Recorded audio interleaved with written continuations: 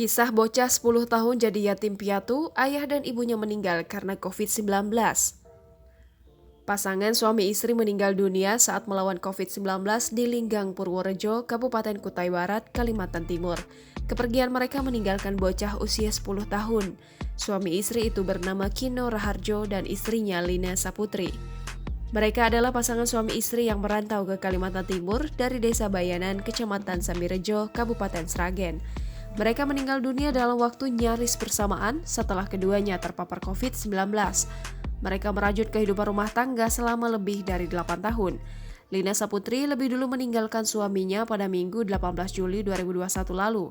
2 hari kemudian, Kino menyusul sang istri menuju keabadian. Yang lebih mengharukan, anak mereka, Vino yang masih berusia 10 tahun, menjadi sebatang kara. Vino bahkan harus menjalani isolasi mandiri sendirian di rumahnya setelah kedua orang tuanya meninggal dunia.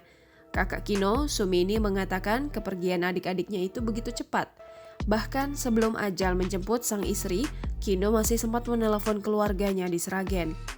Sumini mengenal Kino sebagai pria yang sangat menyayangi keluarganya. Ada satu cerita perjuangan Kino saat istrinya tengah ngidam ingin dibelikan nasi padang. Sementara anak Kino dan Lina, Vino harus menjalani isolasi mandiri seorang diri di rumahnya di Kutai Barat.